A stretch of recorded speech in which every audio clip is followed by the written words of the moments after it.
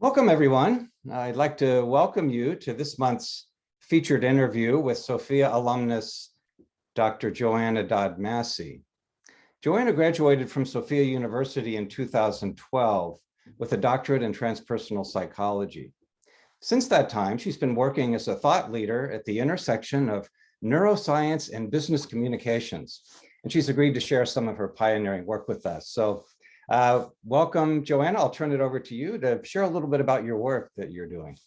Thank you so much, John. It's a pleasure to be here. And the experience of being a student at Sofia, getting my Ph.D. in transpersonal psychology, at first I thought, what am I going to do with this? But when I finished my graduate work and went back into my corporate work job, which is running communications departments in the media industry, I realized that the application of psychology, but also more importantly, transpersonal psychology, was very valuable. And so at first, I didn't tell anybody what I was doing. Nobody knew. It was just my own knowledge of what I had learned and how I was applying those tactics in terms of how I communicated with others, how I negotiated in business dealings, how I dealt with my own staff, how I dealt with conflicts that I might have with people.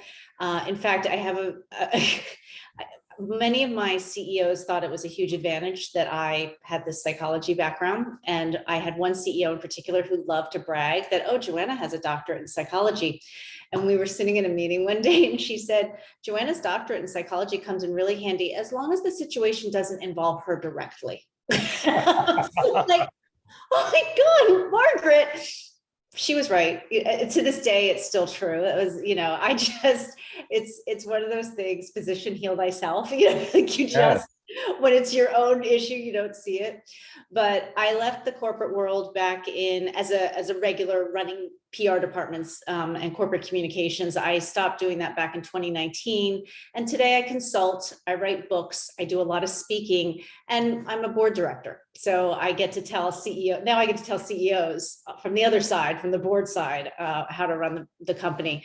And I bring in neuroscience, especially, because I think it's really important for people to understand human reactions, basic human reactions, automatic reactions to when like our defense mechanism comes up, when fear's there, how do we respond to something automatically and unconsciously so that as communicators, as companies, we can work with our various stakeholders. So whether I'm talking to employees or I'm talking to the investors, Wall Street, the Washington and regulators, whoever I'm talking to, that we are mindful of those defense mechanisms, those fear mechanisms, those auto responses, so that one, we can try to avoid them, but two, so that we can also, when they come up, work around them. So when you do that work, are you literally teaching? I'm imagining, CEOs of companies and things, and you're teaching them about their reactions and things. I'm sort of, how does that work? How do you do that and make that application? It's a little more subtle than that, because if you try to tell a CEO that he's defensive, he's going to get defensive, or she, but mostly, there are a lot of he's still. Right. The he's are coming, but Yes. So anyway, it's a little more subtle than that. I've written 2 books about it. One is called Culture Shock, which is about the 5 generations in the workplace. And I'm able to present the material by talking about it from a perspective of all the different generations and how we as human beings respond to differences, because we don't respond well. I mean, we are hardwired for wanting to find things that are familiar, that are comfortable, right? That's what we gravitate toward, and something that's unfamiliar, uncomfortable, we consciously or unconsciously push it away.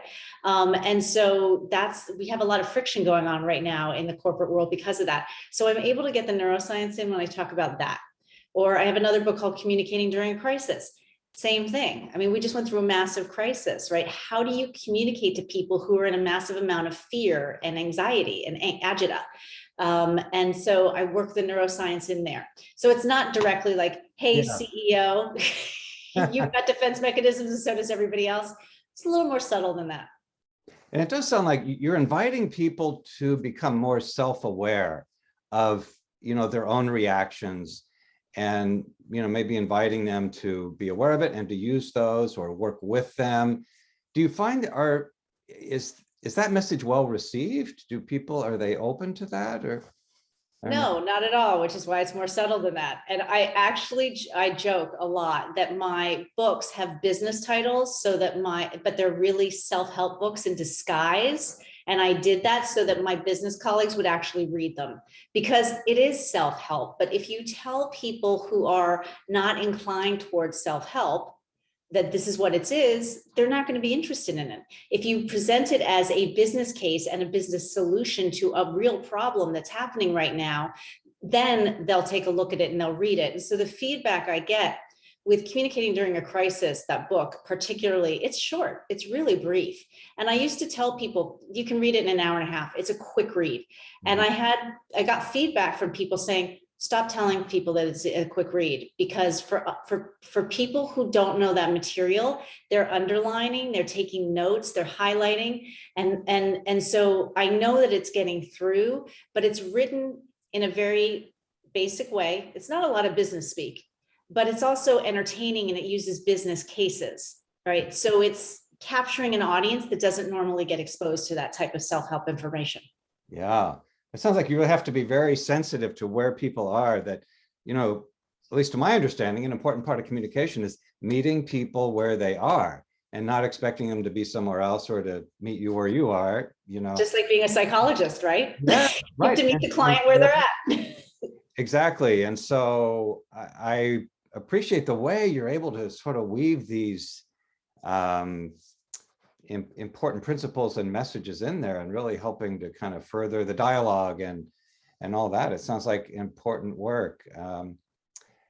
You and I also had a conversation about the importance of communication in sort of our social political climate. You're working in the business climate, and I know that's really important, but you also have some messages, I think, around conversations that we have around social justice issues, political issues, those kinds of things. How do you see your work applying in that arena? You bring up something that is a passion for me and also a pain point, because I started a B Corp. B Corp is a benefit corporation. It's a corporate structure in the US. I started a B Corp called the Marketing Communications Think Tank. And the whole idea behind this think tank is that we would be able to develop a method where people could have a discussion, not a debate, a discussion. Think of your family around the kitchen table. Think of legislators sitting around a table trying to negotiate something. Think of business people.